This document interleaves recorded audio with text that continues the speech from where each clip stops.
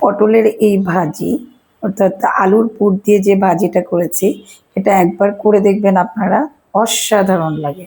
একটু ডিফারেন্ট, কিন্তু খেতে ভীষণ মজা। এটা শুধু সস দিয়ে বিকালের নাস্তা হিসেবেও চমৎকার যায়।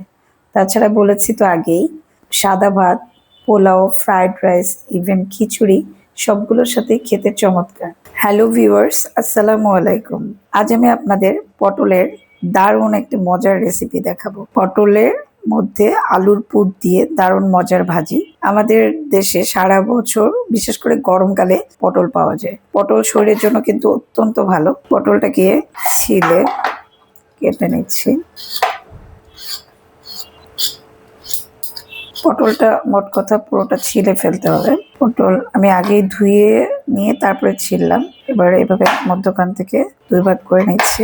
আমি একটা চামচ নিয়ে পটলের যে মধ্যখানের যে শ্বাস, যেখানে বিচি থাকে, সেই অংশটুকু উঠিয়ে ফেলছি। আমি পটলের বিচিটা ফেলে দিচ্ছি না, এটা অন্যভাবে ভাজি করে নিব, কারণ পটলের সাথে সাথে পটলের বিচিও কিন্তু ভীষণ উপকারী। এই যে এভাবে আমি সব উঠিয়ে নিয়েছি। আমার উঠানো হয়ে গেলে এবার আমার পরবর্তী প্রিপারেশন। আমি 3-4টা ছোট ছোট আলু, ছোট আলু মিন্স বড় আলুরই ছোট ভার্সন যেটা, সেই ছোট ছোট আলু নিয়ে সেদ্ধ করে নিয়েছি। সেটাকে এখন ম্যাশড বা ভর্তা করছি।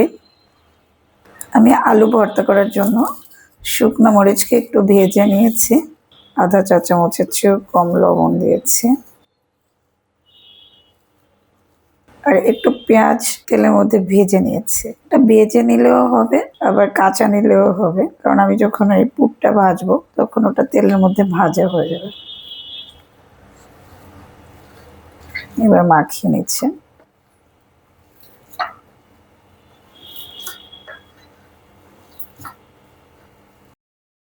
আমি পটল নিলাম। এবার দেখুন, এই বিচিগুলো আমি উঠিয়ে ফেলেছি, তার মধ্যে একটা পুরের মতো করে দিয়ে দিচ্ছে। এভাবে প্রতিটার মধ্যেই আমি আলু দিয়ে এভাবে ভরে দিব। পটল কিন্তু আমাদের শরীরের জন্য ভীষণ উপকারী। পটল টাকের সমস্যা দূর করে, মাথা ব্যথা দূর করে, তাছাড়া পটল ওজন কমাতেও খুব সাহায্য করে। পটলের বিচি অনেকেই খেতে চান না, কিন্তু পটলের বিচি ভীষণ উপকারী। পটলের সাথে সাথে পটলের বিচিটাও আমাদের খাওয়া উচিত। পটল প্রচুর ভিটামিন আছে। সারা বছর যেহেতু পটল পাওয়া যায়, তবে গরমের দিনে বেশি। আমাদের দেশ অন্যান্য দেশে পটলের ভ্যারাইটিস রকম রান্না বান্না করেন।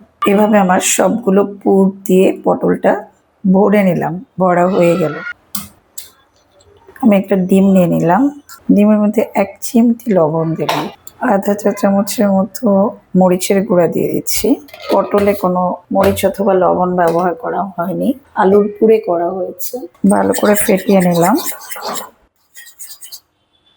আমি হাফ কাপের মতো চালের গুঁড়া নিয়ে নিলাম। এর মধ্যে 1 চিমটি লবণ দিয়ে দিচ্ছি।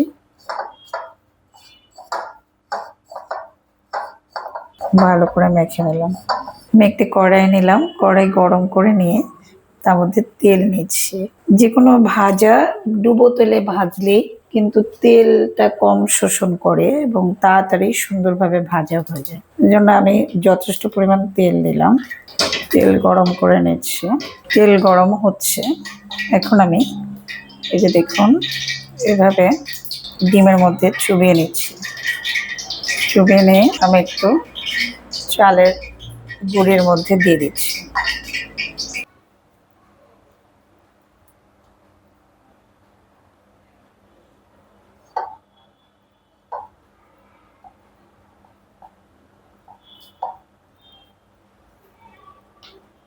আমি এভাবে মোটামুটি সবগুলো রেডি করেছি। এবার তেলে ভেজে নিব। এভাবে আমি একে একে এগুলো ছেড়ে দিব। পটলগুলো মাঝারি আছে, আস্তে আস্তে করে ভাজবো, যেন পটলটাও সেদ্ধ হয়ে ভাজা ভাজা হয়ে যায়।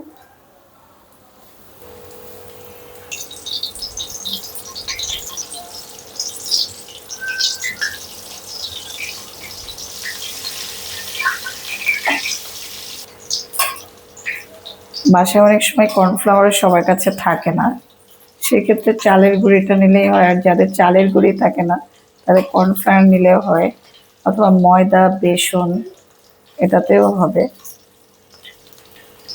এই পটলের এই ভাজিটা কিন্তু খেতে চমৎকার লাগে। আপনি এটা খালিও খেতে পারবেন নাস্তা হিসেবে, তাছাড়া ফ্রাইড রাইস পোলাওর সাথে খাওয়া যাবে, সাদা ভাতের সাথে তো চমৎকার যায়। আমি এভাবে দেখুন সুন্দর ব্রাউন ব্রাউন কালার বা গোল্ডেন যেটাই বলেন, এরকম করে আমি ভেজে নিলাম। ভাজিটা করতে আমার 7 থেকে 8 মিনিট লাগলো। সুন্দরভাবে পটল সেদ্ধ এবং ভাজি হয়ে গিয়েছে, ভীষণ মুচমুচে হয়েছে দেখুন। এভাবে আমি সবগুলো ভেজে উঠিয়ে নেব। পরের ব্যাচ আবার ভেজে নিলাম, একটা ভেজে উঠিয়ে নিচ্ছি। দেখুন কত সুন্দর গোল্ডেন কালার হয়েছে আর কি মুচমুচে হয়েছে।